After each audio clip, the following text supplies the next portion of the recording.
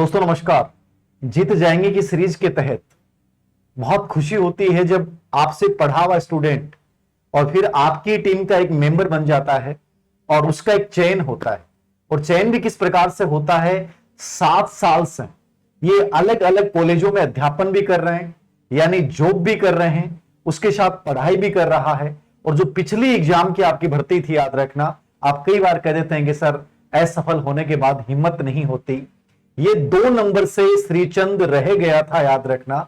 2 number से रहने के बाद इसने कम बैक किया है और वर्तमान जो आपकी भर्ती प्रक्रिया का रिजल्ट आया है उसमें 353वीं रैंक के साथ ज्योग्राफी विषय में एक अच्छी रैंक हासिल की है।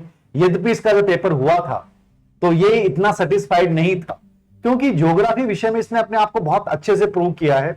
2019 में पूरे भारत में जेआरएफ की जो एग्जाम हुई थी उसमें पूरे इंडिया में इसकी 2nd रैंक थी। तो जिस बच्चे की सब्जेक्ट में इतनी गजब की कमांड हो, पूरे ऑल इंडिया में ज्योग्राफी के अंतर्गत 2nd रैंक इस बच्चे ने हासिल की, उससे आप अनुमान लगा सकते हैं कि विषय को किस संजीदगी के साथ इसने जिया होगा। लेकिन फिर भी याद रखना, संघर्ष सफलता के लिए समय मांगता है और इसको टोटल 7 वर्ष लगे हैं। जॉब भी कर रहा है, तैयारी भी कर रहा था और आखिरकार संघर्ष जो है वो परिणाम के रूप में बदलता है। श्रीचंद मील, आपका बहुत अभिनंदन और स्वागत है और बहुत गर्व का विषय है कि आप मेरे पहले स्टूडेंट भी रहे हैं और दूसरा वर्तमान में आप अवनी एजुकेशन की टीम के बहुत एक्टिव मेंबर भी हैं। ज्योग्राफी के जो भी हमें क्वेश्चंस बनाते हैं वो आप खुद बनाते हैं और बहुत अच्छे से उनको मेहनत करते हैं। तो इस लंबी सफलता के बाद कैसा लग रहा है? पहला सवाल। बिल्कुल सर, धन्यवाद। मुझे बहुत अच्छा लग रहा है। मैंने जब रिजल्ट आया तो अच्छे से पहले मतलब पीडीएफ मिली तो मैंने उसमें नंबर मिलाए तो मुझे यकीन नहीं हुआ। मेरे मतलब आंसर की से 282 नंबर बन रहे थे। अच्छा। और मेरिट गई थी 287। तो मुझे मतलब ये लगा कि यार अपन सबसे पहले मेरिट देखी। अच्छा। तो मुझे ये लगा कि यार अपन तो रह गए। फिर मैंने उसमें मतलब पानी पिया और मतलब कि वो उसको मेज किया तो उसमें नंबर मिल गए। अच्छा। फिर अपना ही एक मित्र है कुलदीप, उसको मैंने इतने में उनका फोन आ जाता है कि श्रीचंद रिजल्ट आ गया है। तो मैंने ये कहा कि मैं आपको काउंसलिंग लेटर भेजता हूँ, एक बार आप इनको मैच करो। मुझे दिखा तो रहा है लेकिन मुझे यकीन नहीं हो रहा। तो फिर उन्होंने एक मतलब उसको मैच किया तो ये लगा, उन्होंने ये कहा कि भाई बधाई हो गया आपको 353वीं रैंक से। अच्छा। तो मुझे बहुत अच्छा मतलब अच्छा लगा। फिर पापा और मम्मी थे पास में, तो उनको मैंने बताया तो मतलब उनको बहुत ज्यादा वो बयां नहीं हो सकती, बहुत अच्छी मतलब खुशी हुई। वो बहुत बड़ी चीज होती है और लंबे संघर्ष के बाद जब मिलती है तो उस खुशी का मजा ही कुछ और होता है।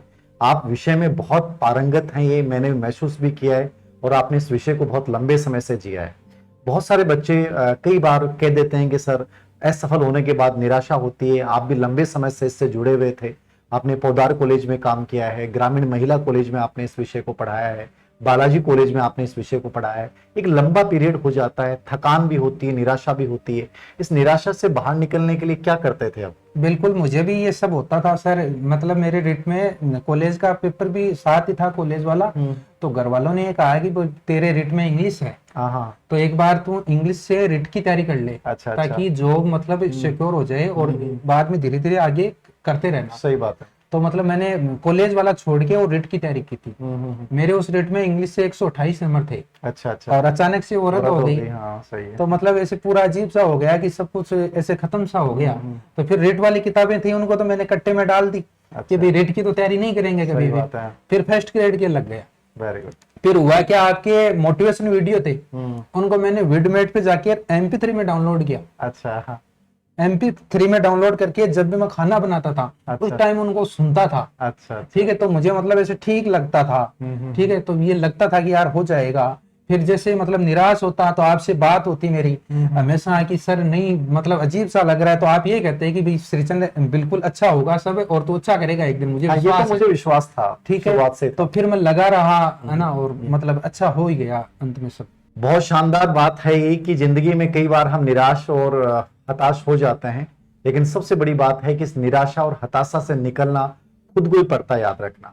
तो ये दौर जिंदगी में आते हैं। एक बात और पूछना चाहूंगा श्रीचंद, अमूमन होता है कि बच्चे पूछते हैं कि जॉब के साथ क्या तैयारी संभव है, आपने तो ऐसा किया है, तो ये टाइम मैनेजमेंट कैसे किया होगा तुमने? जॉब करना, कॉलेज जाना उसके बाद पढ़ाई भी करना, तो ये सब चीजें कैसे मेंटेन की? देखो मैं सर सुबह जल्दी उठता था ना जी, और सुबह लाइब्रेरी चला जाता था। ठीक है। 10 बजे से कॉलेज लगता था।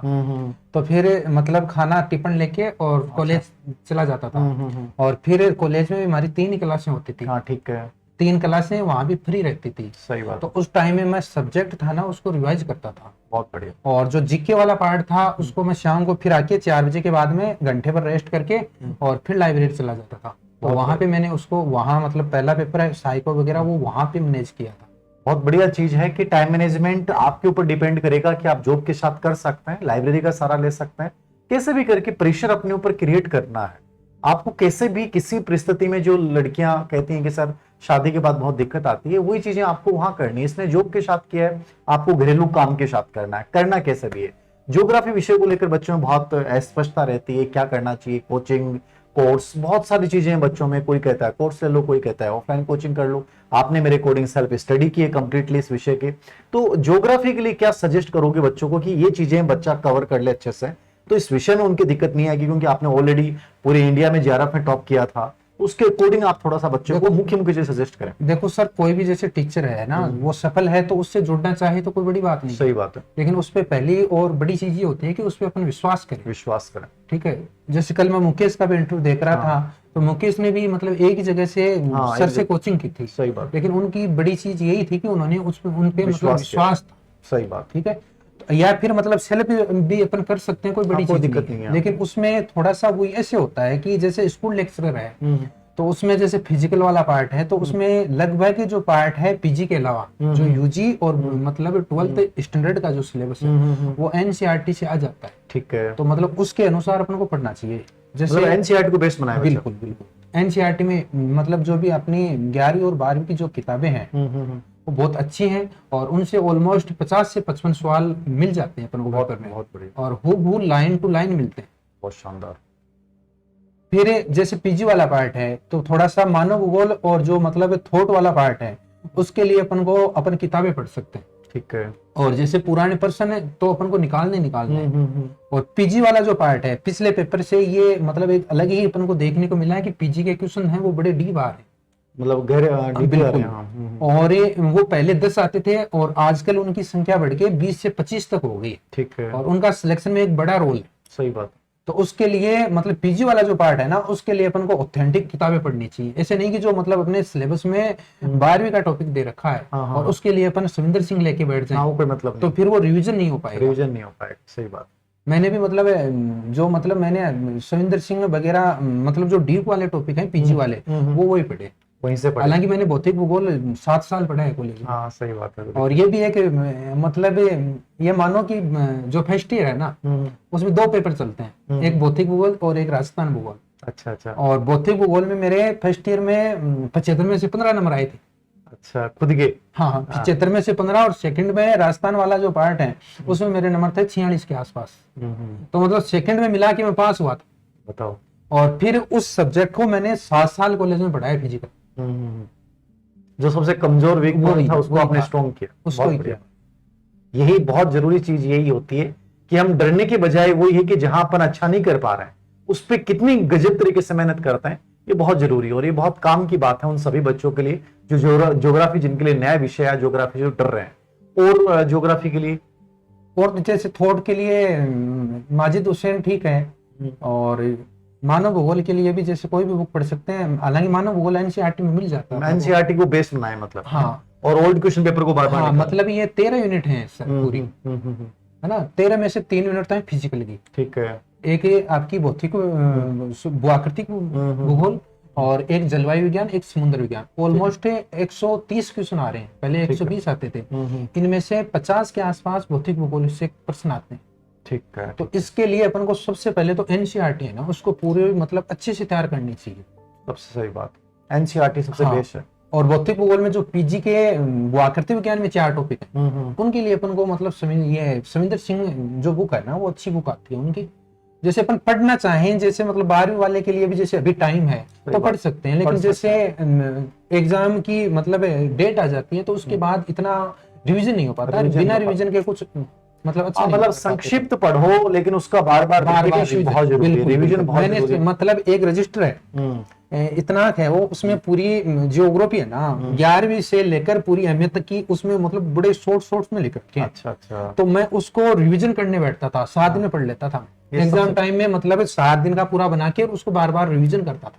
बहुत जरूरी चीज है कि अपने खुद के एक शॉर्ट नोट्स हो, ताकि उस मैटर को आप बार बार जितना अभ्यास आप कर सकते हैं, क्योंकि वही वास्तव में सिलेक्शन वही दिलाता है। फिर ये ईमानदारी की बात है। फिर 15 क्वेश्चन के आसपास आते हैं इंडिया के क्वेश्चन। तो इंडिया वाला जो पार्ट है उसमें भी लगभग 15 में से ये मानो कि 13 से 14% एनसीईआरटी वाले पार्ट से मिल जाते हैं। बहुत बड़े। तो अपन मतलब बहुत मोटी किताबें लेके बैठेंगे तो उसका कोई तुक नहीं है। तो मतलब वो अपन फिजिकल वाला पार्ट है वो अपना वीक चला जाएगा, तो मतलब इंडिया के लिए भी अपन एनसीईआरटी द बेस्ट है। सही बात, काफी अच्छा मतलब उससे निकल जाता है। फिर राजस्थान वाला पार्ट है, राजस्थान वाला पार्ट है मतलब फर्स्ट ग्रेड के लिए, जियोग्राफी के लिए रामबाण मतलब बहुत मेरा वीक है वो, हालांकि मतलब वो बहुत ज्यादा तैयार होना चाहिए। सही बात, क्योंकि लगभग 17-18 क्वेश्चन तो आते हैं सब्जेक्ट में, और 10 क्वेश्चन अभी जीके में आने लगे, पहले 5 आते थे।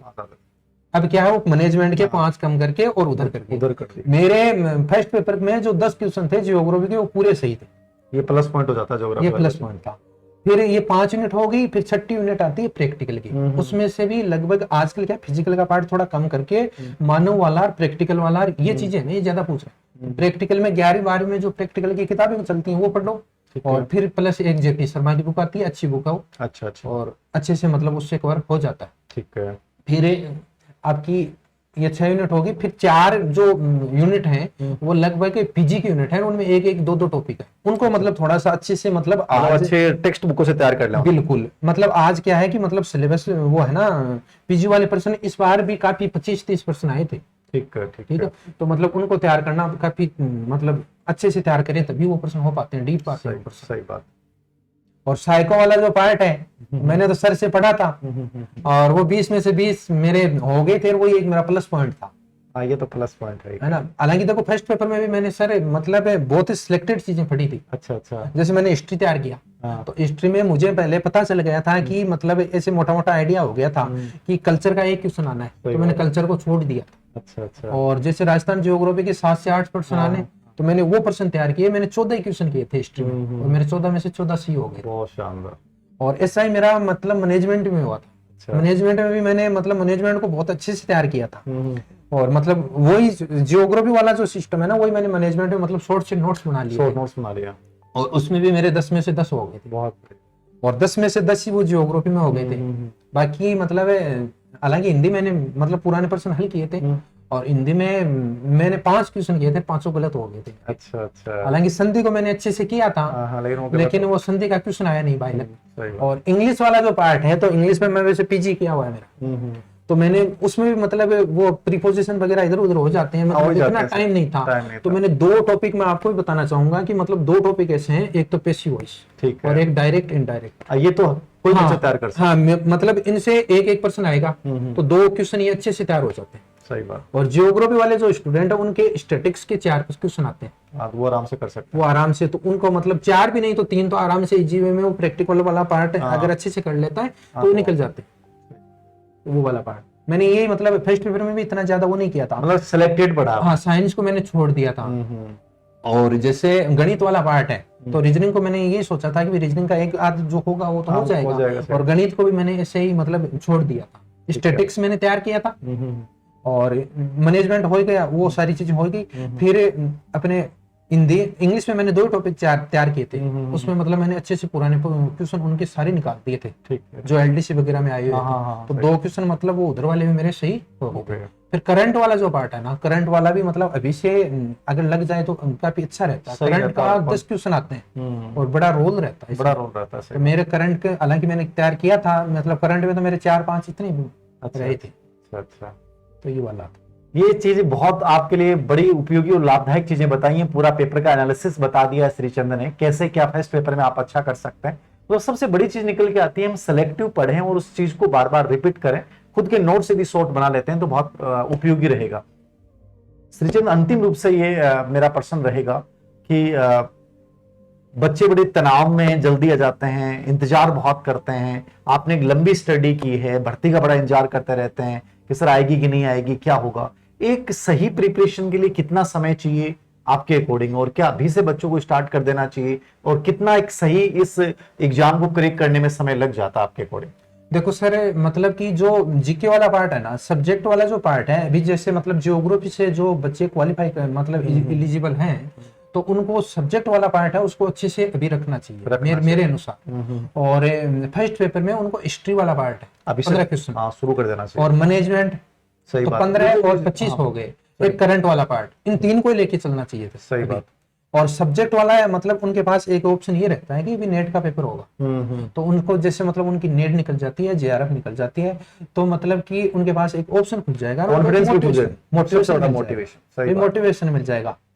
मोटिवेशन होता है। वैसे तो एक चीज मैं बताऊं, जैसे तुम्हारा जब जेआरएफ में सेकंड रैंक आई थी, तो उसका मेरे अकॉर्डिंग तुम्हारे ऊपर दबाव पड़ा होगा भयंकर कई बार, क्योंकि पूरे राजस्थान में तुम्हारा नाम हो गया था उस समय।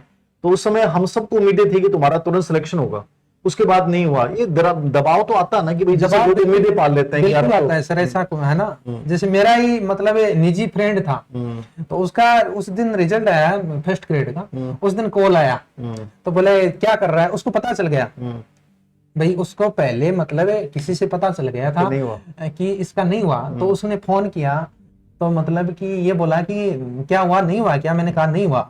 तो फिर उसने कहा कि बोलो देख तेरी रैंक फाट गई है। तो मैंने कहा बिल्कुल सही बात है आपकी। हालांकि इस बार भी उनका फोन आया था, लेकिन वो ये कह रहे थे कि मतलब रैंक है ना, वो तो मतलब ऊपर नीचे हो सकती है ना।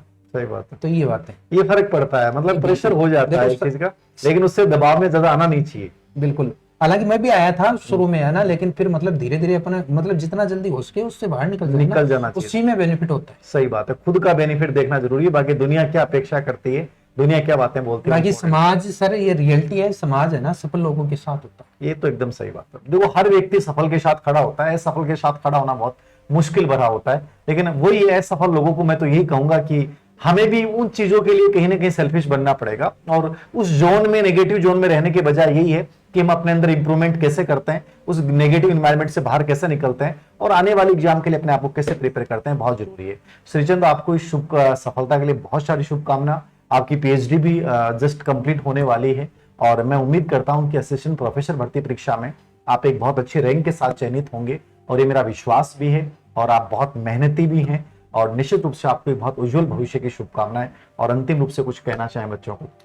बिल्कुल यही है कि मतलब अच्छे से लगे रहे, है ना, और ये जरूरी नहीं कि आप मतलब पूरे दिन भर किताबों में लगे रहे, हैं ना, जैसे 4-5 घंटे सुबह पढ़ लें, 4-5 घंटे शाम को पढ़ लें, बहुत होता है। और एक अच्छे मतलब ये नहीं कि जैसे मतलब ये मतलब जो भी आपका टीचर है, सही बात, उसमें विश्वास होना बहुत जरूरी, बहुत जरूरी। सही बात है ना। वो धीर सर भी हो सकते हैं, मतलब आपका किसी और में विश्वास है, लेकिन उसमें विश्वास होना बहुत जरूरी है। हालांकि धीर सर से मैं ये है, मुझे आज भी याद है कि मैं 1 अप्रैल 2018 को पहली क्लास मैंने इनकी ली थी, और मैं मतलब लगातार जुड़ा रहा, है ना। और जब मतलब सर क्लास में पढ़ाते थे, तो मैं कई बार, हालांकि मैंने पहले भी बताया, जब मेरा जेआरएफ का रिजल्ट आया था, तो मतलब कई बार रात को भी मेरे ये होता था कि अपन कुछ कर सकते, अपन कुछ कर सकते हैं, मैं लगा रहा। ये तो ऑफलाइन का थोड़ा सा होता भी था, मोटिवेशन बहुत ज्यादा देता था मैं ऑफलाइन में।